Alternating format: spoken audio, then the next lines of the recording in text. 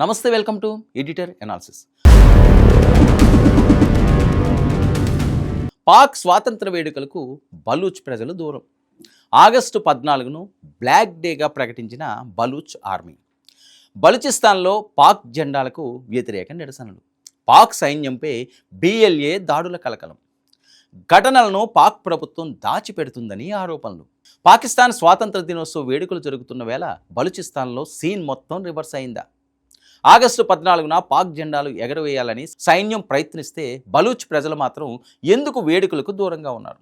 స్వాతంత్ర దినోత్సవం రోజే బలూచిస్తాన్ లిబరేషన్ ఆర్మీ పాక్ సైన్యంపై ఎందుకు దాడి చేసింది? బలూచిస్తాన్లో పాక్ జెండా ఎగురవేయడమే సైన్యానికి సవాల్గా మారిందా? సోషల్ మీడియాలో వైరల్ అవుతున్న దాడుల వార్తలను పాక్ ప్రభుత్వం ఎందుకు బయటకు రానివ్వడం లేదు? బలూచ్ తిరుగుబాటు పాకిస్తాన్ సమగ్రతకే భవిష్యత్తులో పెద్ద ముప్పుగా మారబోతుందా?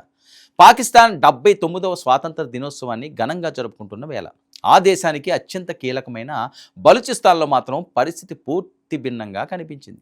ఆగస్టు 14ను బ్లాక్ డేగా పాటించాలని బలూచ్ లిబరేషన్ ఆర్మీ పిలుపునివ్వడంతో పాక్ జాతీయ జెండాలకు బదులుగా నల్ల జెండాలు ఎగురవేయాలని, ప్రజలు వేడుకలకు దూరంగా ఉండాలని కోరింది. పాకిస్తాన్లోని ఇస్లామాబాద్ నుంచి కరాచీ వరకు స్వాతంత్ర వేడుకలు జరిగాయి. రాజధాని ఇస్లామాబాద్లో అర్ధరాత్రి బాణాసంచా వెలుగులతో ఆకాశం మెరిసింది.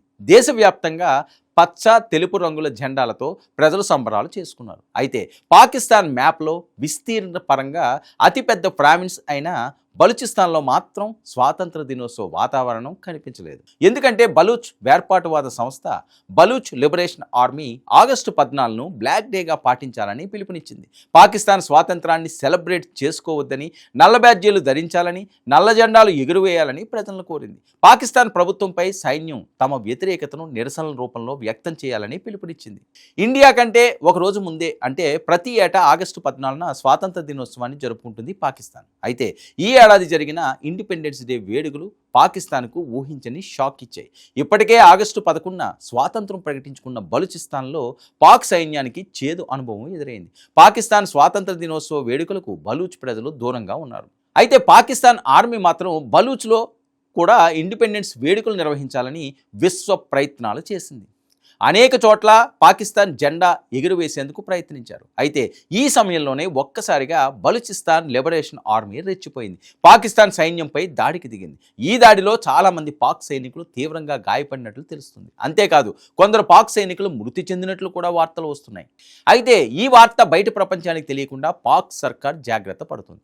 స్వాతంత్ర దినోత్సవం రోజున బలూచ్ సైనికుల చేతిలో తన్నులు తిన్నామని తెలిస్తే పరువు పోతుందని భావించి మీడియా గొంతు నొక్కినట్లు కూడా వార్తలు వస్తున్నాయి. అయితే నిజం దాగదు అన్నట్లుగా సోషల్ మీడియాలో ఇప్పుడు జరిగిన ఘటనలపై వార్తలు వస్తున్నాయి.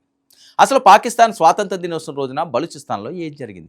దేశమంతా జాతీయ జెండాలు ఎగురవేస్తూ స్వాతంత్ర వేడుకలు జరుపుకుంటుంటే బలూచ్ ప్రజలు మాత్రం ఎందుకు ఈ వేడుకలకు దూరంగా ఉన్నారు? ఆగస్టు 14న పాకిస్తాన్ జెండా ఎగురవేయడానికి పాక్ సైన్యం ప్రయత్నించిన ప్రాంతాల్లోనే బలూచిస్తాన్ లిబరేషన్ ఆర్మీ ఎందుకు దాడులకు దిగింది? పాకిస్తాన్ సైన్యానికి వ్యతిరేకంగా బలూచ్ తిరుగుబాటు ఏ స్థాయికి చేరుకుంది? ఇప్పుడు ఇవే ప్రశ్నలు పాకిస్తాన్ను కలవరపెడుతున్నాయి. ఇక్కడ అసలు విషయం ఏంటంటే బలూచిస్తాన్లో పాకిస్తాన్ ప్రభుత్వానికి, సైన్యానికి వ్యతిరేకంగా చాలా కాలంగా తిరుగుబాటు కొనసాగుతుంది.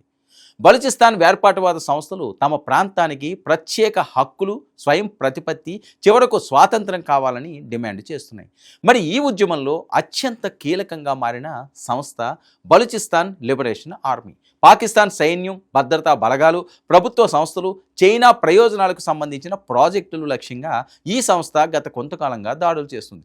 దీంతో బలూచిస్తాన్లో పాకిస్తాన్ ఆర్మీకి పరిస్థితులు రోజు రోజుకి సవాలుగా మారుతున్నాయి. అయితే ఈసారి పాకిస్తాన్ స్వాతంత్ర దినోత్సవం రావడంతో బలూచ్ ఉద్యమం మరోసారి తెరపైకి వచ్చింది. పాకిస్తాన్ ఆగస్టు 14న స్వాతంత్ర దినోత్సవం జరుపుకుంటుంటే బలూచి జాతీయవాదులు మాత్రం ఆగస్టు 11ను తమ స్వాతంత్ర దినోత్సవంగా భావించారు.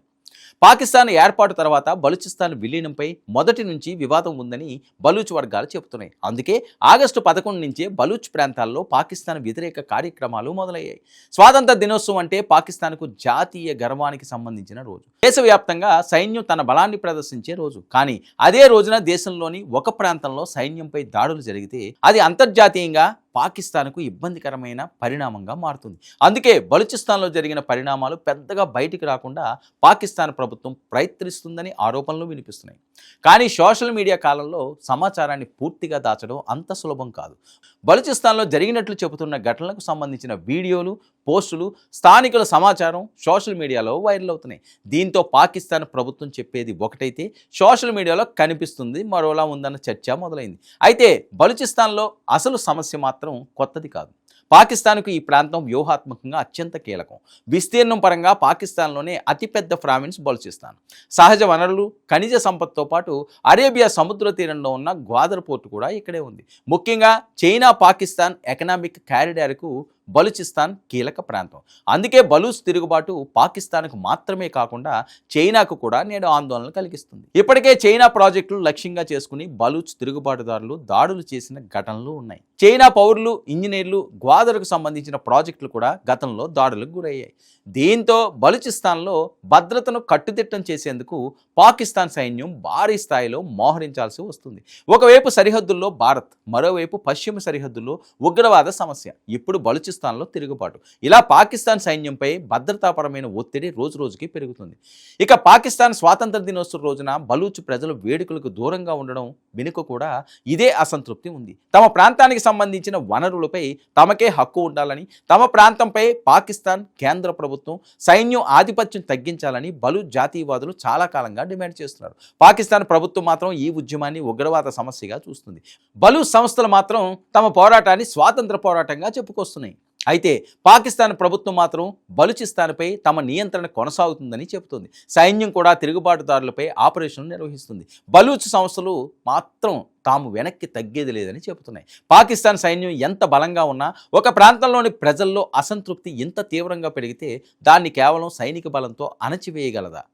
మరి బలూచిస్తాన్లో కొనసాగుతున్న ఈ తిరుగుబాటు భవిష్యత్తులో పాకిస్తాన్కు ఎంత పెద్ద సవాలుగా మారబోతుంది? అసలు బలూచ్ ప్రజలు కోరుకున్నది స్వయం ప్రతిపత్తేనా, లేక పూర్తి స్వాతంత్రమా? పాకిస్తాన్ ప్రభుత్వం ఈ ఉద్యమాన్ని రాజకీయంగా పరిష్కరించే ప్రయత్నం చేస్తుందా, లేక మరోసారి సైనిక బలాన్ని నమ్ముకుంటుందా అన్నది ఇప్పుడు ఆసక్తికరంగా మారుతున్న అంశం. మరొక వైపు పెద్ద ఎత్తున బలూచిస్తాన్కు వివిధ దేశాల నుంచి మద్దతు లభిస్తుండడం కూడా పాకిస్తాన్ వెనులో వణుకు పుట్టిస్తుంది. చూద్దాం మరి ఈ పరిణామం ఎటువైపు వెళ్తుంది. ఇది ఈనాటి editor analysis. Stay tune to 9 news.